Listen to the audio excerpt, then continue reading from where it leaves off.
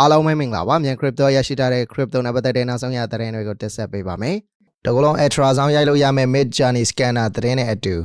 Ethereum တို့ဝန်ထမ်းတွေပါ short ချနေရပြီးသတင်းတွေကိုတင်ဆက်ပေးသွားကြပါမယ်။ကျွန်တော်ကတော့စီစဉ်တင်ဆက်သူခုဖြစ်ပါတယ်ခင်ဗျာ။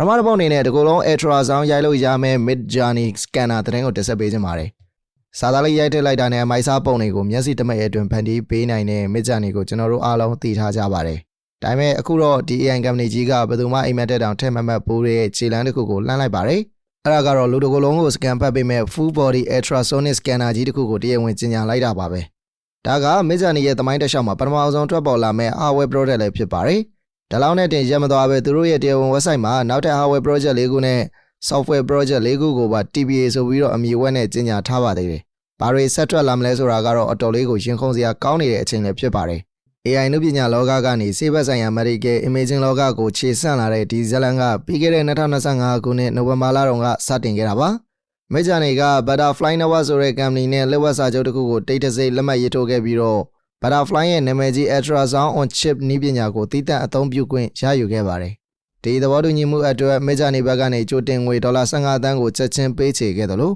နှစ်စဉ် licensing fee အနေနဲ့$10 million milestone တက်မှတ်ချက်တွေပြည့်မီခဲ့ရင်နောက်ထပ်$9 million အထိထပ်ပေးသွားမယ့်အပြင်တကယ်လို့ hardware ထုတ်လို့ရောင်းချနိုင်ခဲ့ရင်အမြတ်တဲကနေခွဲဝေပေးမယ့်အစီအစဉ်တွေကိုပါပျော်ပျော်ကြီးသဘောတူထားခဲ့တာပါ။ Butterfly Network ဆိုတာကလည်းတာမန် company တစ်ခုတော့မဟုတ်ပါဘူး။ပြီးခဲ့တဲ့2025ခုနှစ်ရဲ့တတိယ3လပတ်မှာတင်ဝင်ငွေ$21.5 သန်းအထိရရှိခဲ့ပြီးတော့ဈေးကွက်ခန့်မှန်းချက်တွေကိုအသာလေးကျော်တက်သွားခဲ့တာပါ။သူတို့ရဲ့အဓိကလက်နက်ကတော့ smartphone တွေနဲ့တိုက်ရိုက်ချိတ်ဆက်အသုံးပြုလို့ရနိုင်တဲ့ handheld ultrasound လက်က ultrasound လေးတွေဖြစ်ပါတယ်။မကြသေးခင်ကမှ ultrasound ရိုက်ကူးမှုအဆင့်ဆင့်ကို AI နည်းပညာနဲ့ပို့ပြီးတော့ချုံးမွေသွားအောင်ကူညီပေးမဲ့ Compass AI ဆိုတဲ့ solution တစ်ခုကိုပါမိတ်ဆက်ထားတာကြောင့် AI အထာကိုနားလည်ပြီးသားအဖွဲ့နှစ်ဖွဲ့ပေါင်းမိသွားတဲ့သဘောပါ။ဒီလိုမျိုး AI hardware project ကြီးကိုအကောင့်ထဲပေါ်ဖို့အတွက် Mid Journey ကဇော်တွေကိုကြိုတင်စုဆောင်းထားခဲ့တာတွေ့ရပါတယ်။လွန်ခဲ့တဲ့2024ခုနှစ်တုန်းက Apple ရဲ့နာမည်ကျော် Vision Pro project မှာပါဝင်ခဲ့တဲ့ Ahmed Abbas ကိုသူတို့ရဲ့ head of hardware အဖြစ်ခေါ်ယူခန့်အပ်ခဲ့တာပါ။ဒါကိုကြည့်ရင် Mid Journey ရဲ့ hardware အိမ်မက်ကအခုမှကောက်ခငင်ကထားလို့တဲ့ကိစ္စမဟုတ်ပါဘူး။အတော်လေးကိုအခြေအပြင်ဆင်ထားတဲ့ခြေလမ်းဆိုတာပေါ်လွင်နေပါတယ်။ဒါကြောင့် Mid Journey ရဲ့ဒီခြေလမ်းကနည်းပညာလောကအတွက်အတော်လေးကိုစိတ်ဝင်စားစရာကောင်းတဲ့အလဲအပြောင်းတစ်ခုပါ။စာသားကနေပုံဆွဲပေးတဲ့ AI company တစ်ခုကနေလူခန္ဓာကိုယ်ကို scan ဖတ်မဲ့ဆေးဘက်ဆိုင်ရာ hardware ဈေးကွက်တဲကိုပြောင်းတင်းဝင်ရောက်လာတာကအတော်လေးကိုစိတ်ဝင်စားဖို့ကောင်းတဲ့ခြေလမ်းတစ်ရပ်ဖြစ်လာပါလိမ့်မယ်ခင်ဗျာ။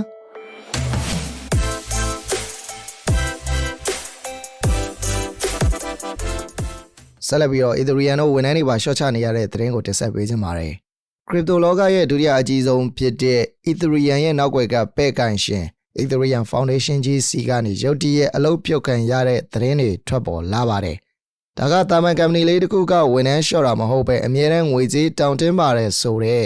အဖွဲ့အစည်းကြီးကနေသူတို့ရဲ့ဝန်ထမ်းအင်အား20%လောက်ကိုရှင်းလင်းလိုက်တာဖြစ်လို့ Ethereum ရဲ့အခြေအနေကရောဘယ်လိုရှိမလဲဆိုပြီးတော့စိုးရိမ်နေကြပါတယ်။အင်္ဂါနေ့ကထုတ်ပြန်လိုက်တဲ့ blog post အရ Ethereum Foundation ကသူတို့စီကနေဝန်ထမ်း54ယောက်ကိုအလုပ်ကနေရက်စဲလိုက်တယ်လို့ကြေညာခဲ့ပါတယ်။ဒါပေမဲ့ဒါကငွေမရှိလို့အလုပ်ဖြုတ်တာတက်စားရဲ့အဖွဲ့အစည်းကိုပို့ပြီးတော့ကြစ်လစ်နဲ့အလုပ်ပြအောင်ပုံစံသစ်ပြောင်းလဲဖွဲ့စည်းလိုက်တဲ့သဘောလို့ဆိုပါတယ်။ဒီလိုအသွင်သစ်ပြောင်းလဲရမှာ Ethereum Foundation ကသူတို့ရဲ့လုပ်ငန်းစဉ်တွေကိုအဓိကကဏ္ဍကြီး9ခုပေါ်မှာပဲအာရုံစိုက်သွားတော့မှာပါ။ကဏ္ဍတစ်ခုချင်းစီမှာကိုပိုင်တာဝန်တွေအသီးသီးရှိကြပေမဲ့အားလုံးရဲ့ပုံရည်မှန်းချက်ကတော့ Ethereum ရဲ့အသက်သွေးကြောဖြစ်တဲ့ decentralization, privacy,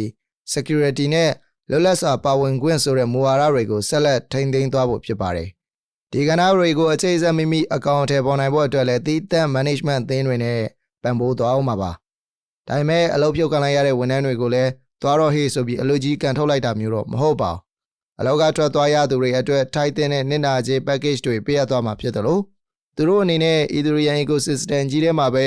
project အသစ်တွေအခန်းကဏ္ဍအသစ်တွေနဲ့ဆက်လက်ပါဝင်ပတ်မိုးနိုင်အောင်လို့ Ethereum Foundation ဘက်ကနေထောက်ပံ့မှုတွေပေးသွားအောင်မယ်လို့ဆိုပါတယ်။ဒါကြောင့်ဒါကအဖွဲ့အစည်းကိုပို့ပြီးတော့စူးစိုက်မှုရှိတဲ့အနေအထားတစ်ခုစီပို့ဆောင်ပြီးရေရှည်ရည်မှန်းချက်တွေကိုအကောင့်ထဲပေါ်ဖို့ခြေလှမ်းတရက်လို့ Ethereum Foundation ကယုံကြည်နေပါတယ် တကယ်တော့အခုလိုမျိုးဝန်ထမ်းတွေအစိုးရရဲ့ပြုံလိုက်ရှော့ချလိုက်တာကရုတ်တရက်ကြီးဖြစ်လာတာတော့မဟုတ်ပါဘူး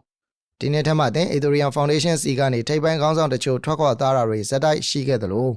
ပြီးခဲ့တဲ့ဘက်ကဆိုရင်လည်းပိုးရဲအမှုဆောင်ဒရိုက်တာနဲ့ဘောပွဲဝင်တခုဖြစ်တဲ့ရှောင်းဝေဝေါင်းကအလောက်ကနေခွင့်ရရှည်ယူပြီးတော့သူ့ရဲ့ရှေ့ဆက်ရမယ့်ဥတီချက်တွေကိုပြန်လည်သုံးသပ်ပြီးတဲ့နောက်ခေါင်းဆောင်နေရာကနေနှုတ်ထွက်သွားခဲ့ပါသေးတယ်